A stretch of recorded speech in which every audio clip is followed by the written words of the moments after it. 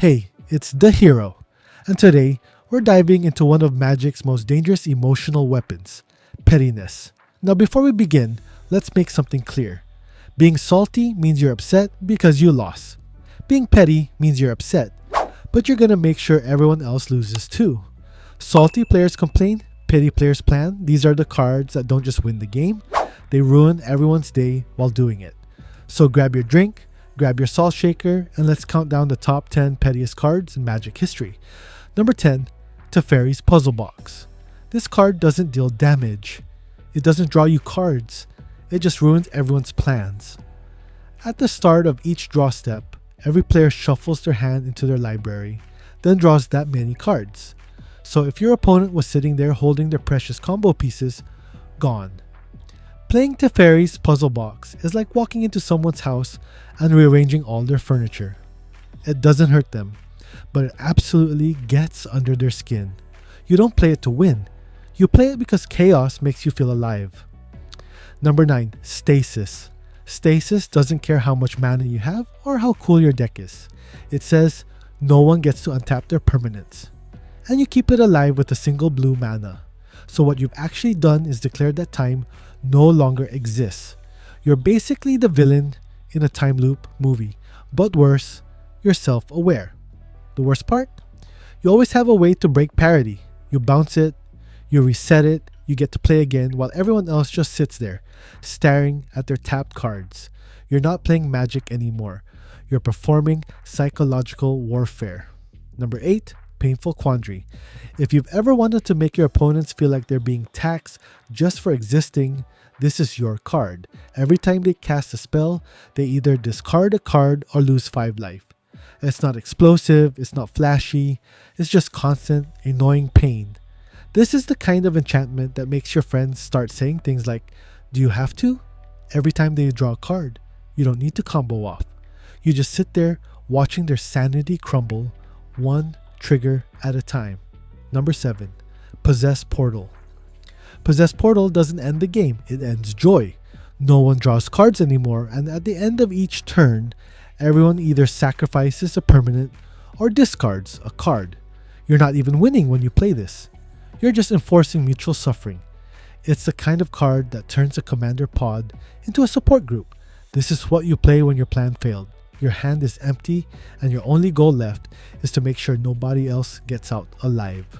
Number 6, Bloodchief Ascension 1 mana, 1 enchantment, Infinite Irritation. At first it seems harmless, then once it's active, every time a card hits your opponent's graveyard, they lose 2 life and you gain 2. And here's the thing, it triggers off everything. Fetch lands, million discards, deaths. Every single thing that happens feels like a paper cut to your opponent's life total. You don't win big with Bloodchief Ascension, you win slow, you win silently. You win while pretending you didn't even notice they're dying. Number 5, Ensnaring Bridge. This card is the physical embodiment of no fun allowed. If you got fewer cards in hand than your opponent's creature's power, they can't attack you. So while everyone else is building massive armies and flexing their board states, you're just sitting there, hand empty, smiling behind your wall of nope. You're not even trying to win. You're trying to survive out of spite. This is the kind of card that makes aggressive players develop trust issues. Number 4, Meekstone. If Ensnaring Bridge is a fortress, Meekstone is a parking boot.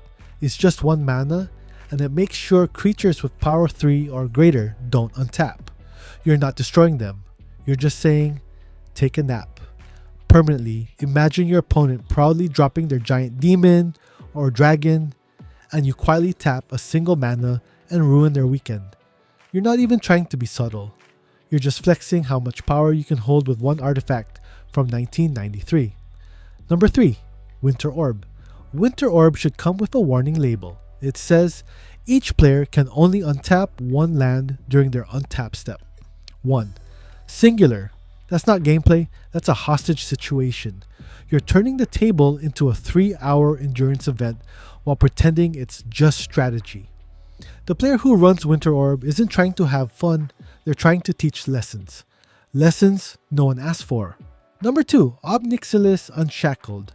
You ever see someone tutor and think, wow, that's a great move?